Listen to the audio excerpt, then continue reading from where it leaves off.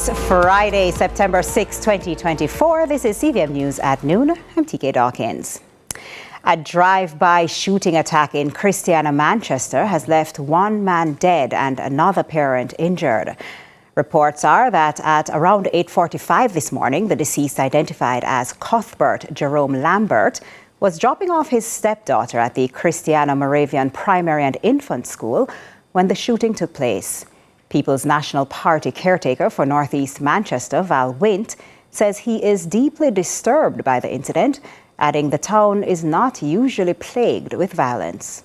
This is Christiana, a usually very, very quiet town. You know, that is not how we are accustomed to solving our differences. And in less than 3 days, we've had 2 murders. And I just heard of a stabbing just down the road. And I'm hoping that does not result in another murder. You know, we really have to take charge of this town. I know the police is making every effort to keep Christiana a quiet and law-abiding town. But for some reasons, criminal elements are finding themselves into this town and they're wreaking havoc. We really have to be our brother's keeper. And so we have to start looking at the strangers who are coming to our town. And we have to report them to the police because these persons who are coming are bringing violence to this town. We want Christiana to return to the peaceful town that we're accustomed for it to be. This can't be good. This is really a very sad time in North East Manchester. Westmoreland's most wanted man, Carlington Tommy Godfrey, has been confirmed dead. Godfrey, who has been frequently featured on the JCF's Wanted Wednesdays, was killed during a police confrontation. Deputy Superintendent Sean J. Mitchell, acting commanding officer of Westmoreland, says Godfrey has been linked to many criminal acts in the parish. Westmoreland's most wanted man, Carlington Tommy Godfrey, is now dead. Carlington Godfrey has been the feature of numerous targeted operations within the Westmoreland Division for a number of years. He's wanted for murders, shootings, robberies, rapes, and numerous other criminal activities within the parish, and has been featured on the JCF's Wanted Wednesdays campaign for a number of weeks and even months. Based on the information that we received sometime after 8 a.m. this morning, a police team went to a location where he was targeted, and he engaged the law enforcement officers in a gunfight. During the firefight, he was shot and injured and subsequently taken to hospital. The driver of a Range Rover has been charged in relation to Monday's crash in Manchester, which claimed the life of 10-year-old Trayvon Sanchez at his hospitalized mother, Constable Corbrina Crawford. He has been identified as 31-year-old Chadwick Young, a music producer and coolant manufacturer from Main Street, Christiana. Young has been charged with causing death by dangerous driving. Police said he's also charged for leaving the scene of an accident and disobeying the continuous white line.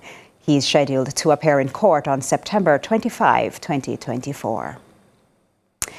At least 2 political analysts are labeling the decision of the PNP to not participate in the PNP Northeast St. Anne by-election as political semantics. Speaking on Lead Story last evening, Dr. Nadine Spence and Kevin O'Brien Chang both expressed that the decision not to participate was strategic for the PNP. It's a political script. Any party in power, any party forming government is going to employ tactics that are within the law, within the electoral law, within the constitutional law, to put itself at an advantage, as you call it, the political chess game. Any party in power would do that. Any party in opposition, if they find that they're going to be negatively impacted by a particular move, will protest. If we look at the United States, for example, the other day when Joe Biden pulled out and Kamala Harris took the leadership of the Democratic Party in terms of the presidential elections, that the Republicans started to complain that they had these plans. They had all kinds of responses to it because they saw it as putting themselves at a disadvantage. So I think It's part of the course of political parties and the democracies. That's how they are. It's hypocrisy. Both parties could easily, they've been in power, they could easily pass a law, say, okay, after an MP resigns, 30 days after that, by election. Both have had a chance to do it, and they haven't done it. Because they want to be, if I'm in power, I want to be able to do that. The PNP has done it, we know that. So it's just political hypocrisy, grandstanding. The Ian Fleming International Airport, located in Boscobel, St. Mary, is set to experience a significant increase in flight operations starting December. This change is primarily due to American Airlines' decision to expand its service from twice a week to daily flights. This adjustment reflects the airline's response to growing demand for travel to and from this region. American Airlines twice weekly flights is going to be suspended for 6 weeks. They will return on the 9th of October. On the 5th of December 2024, American Airlines will increase their flights from twice weekly to daily. Yes, you heard me right. Daily flights as of the 5th of December into the Ian Fleming International Airport in Boscobel in St. Mary. So yes, big things are going on. We also anticipate, hope, pray, keeping our fingers crossed, that another airline will begin flying into Ian Fleming before the end of the year. The facility as it is almost at capacity, and therefore important works have to be done during this break by the airport's authority on the back end to improve the comfort level of those persons who are using the facility. Persons are speaking glowingly about the experience when they travel through Ian Fleming. I want to encourage you to tell your friends and relatives to start flying through Ian Fleming International Airport. If we don't support it and it crashes, we don't have anybody to blame but ourselves. So if you're flying, fly through Ian Fleming and encourage your friends and family to fly through. We may not be flying to every destination you desire, but sometimes you have to support that thing. Digital transformation has been a term used abundantly to describe the island's direction to upgrade digital processes. The Jamaica Business Development Corporation, JBDC's Digital Summit showcase held earlier this week presented different perspectives and considerations to match this development to economic growth.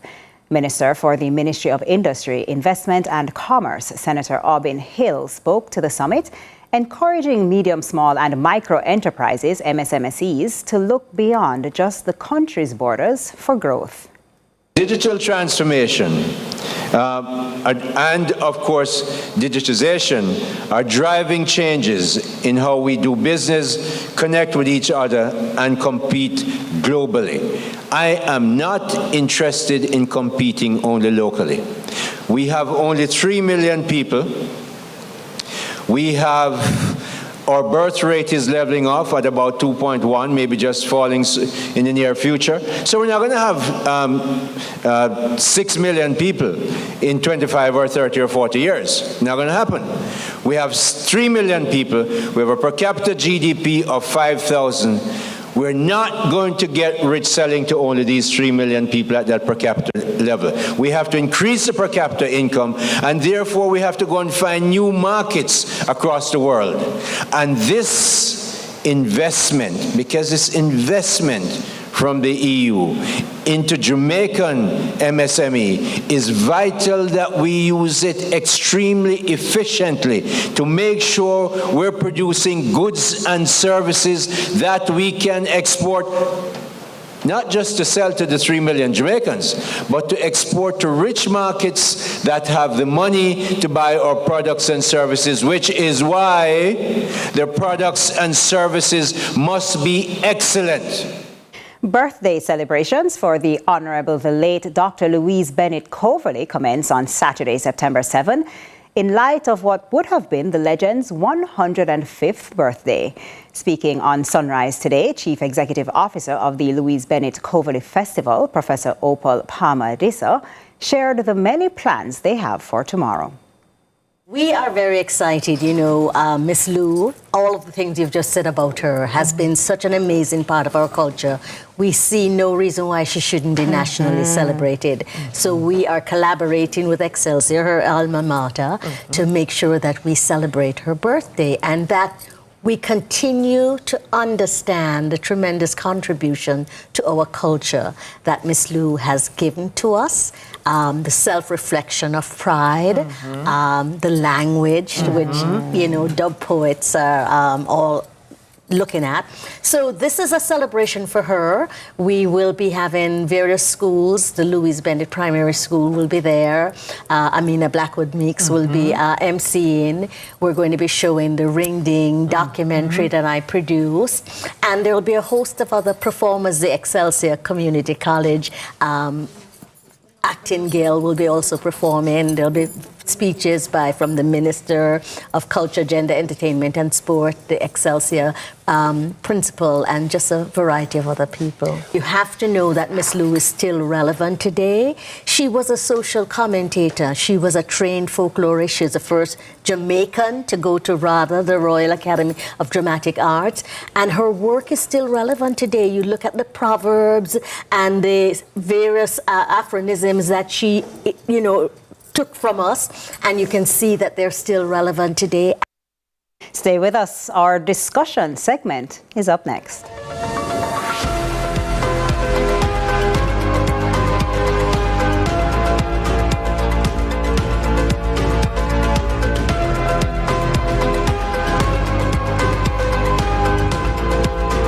Welcome to Candy Craze, your one-stop shop for everything sweet.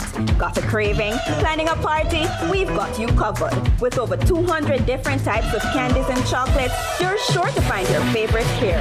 Create your own ice cream flavor by mixing in your favorite toppings, or enjoy our delicious milkshakes, blizzards, dip cones, and Belgian waffle ice cream sandwich sundaes. Visit Candy Craze at Progressive Plaza Barbican and upstairs Fontana Waterloo. Candy Craze, making every moment sweeter. Pass your CSEC and CAPE exams in only 4 to 9 months at IIRQ Academy, located at 32 Hope Road, Kingston 10. Start CSEC and CAPE classes from scratch this term and sit exams in January, May, or June in attractive air-conditioned classrooms with experienced instructors. Start day, evening, Saturday online face-to-face classes in math, English, POB, accounts, IT, OA, EDPM, biology, chemistry, and physics. Register this week and ask about our payment plans. Also available City and Guilds Math and English at stages 2 and 3. Call us at 876-322-4029. Visit our website at www.iirq.com.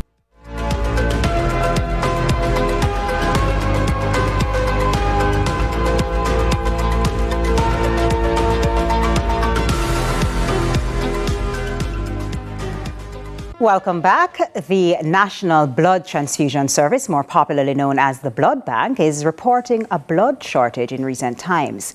Surely this is a critical situation, but what exactly does it mean for the entity itself and the many beneficiaries it facilitates?